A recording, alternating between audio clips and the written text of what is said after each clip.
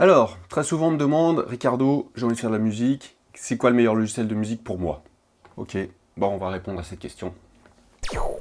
Salut tout le monde, c'est Ricardo. Alors pour répondre à cette question, les logiciels de musique, il y en a plein, le meilleur c'est Studio One. Salut! Non c'est pas vrai en fait. Alors, comment est-ce qu'on peut commencer? Les logiciels de musique, il y en a plein. Il y en a des gratuits, il y en a des professionnels. La question c'est de savoir quel type de musicien est-ce que tu es. Est-ce que tu es un guitariste? Est-ce que tu es un beatmaker? Est-ce que tu veux t'enregistrer? Tu es un chanteur? Tu es un batteur qui veut s'enregistrer? Tu fais partie d'un groupe, tu as envie d'enregistrer ton groupe? Voilà, c'est la première question à se poser, c'est qu'est-ce que tu veux faire exactement? Deuxième question, c'est ton budget. Alors pour commencer, j'aimerais te parler d'un logiciel qui s'appelle FL Studio. À l'époque, ça s'appelait Fruity Loops. Alors qu'est-ce qu'il y a de bien avec ce logiciel? Il est très facile d'utilisation, tout est assez clair, l'interface est colorée, il a les mises à jour qui sont gratuites. Il est très connu dans le milieu du hip-hop, des mecs qui font du beatmaking. Deuxième logiciel que j'aimerais aborder avec toi, c'est Ableton Live. Eux, ce qu'ils ont surtout, c'est leur fameuse grille où tu mets des boucles dedans, tout est synchronisé.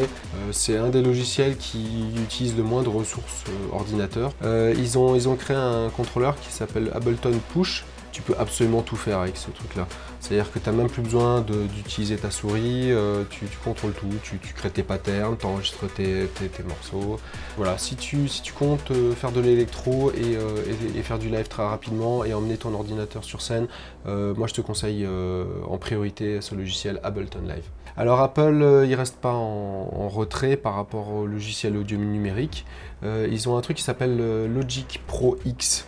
Au niveau édition audio, je trouve qu'il est plus complet que Ableton et que Fruity Loops.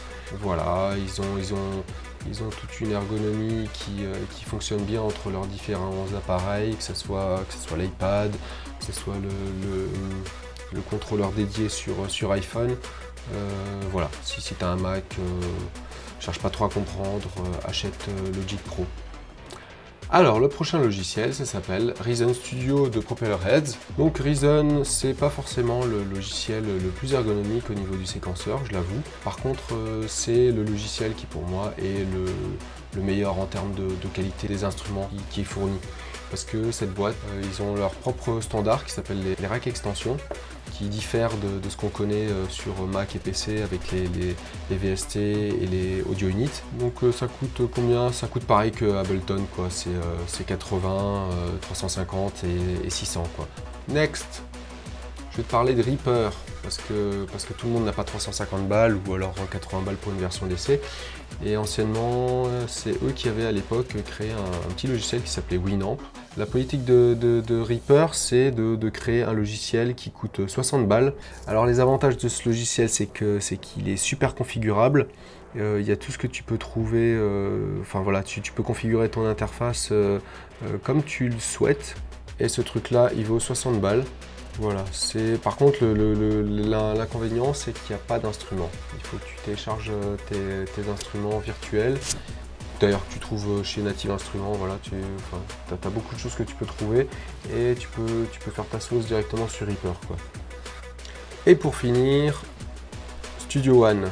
Et je pense que pour moi, c'est vraiment le challenger, c'est celui qui a les bonnes idées actuellement. Studio One, en gros, ils font un peu un mix de tout ce que tu peux trouver de bien chez les autres marques et te le compile de manière très judicieuse pour te fournir quelque chose qui est très efficace. Mais ça, c'est mon petit chouchou actuellement et c'est compatible Mac et PC. Voilà.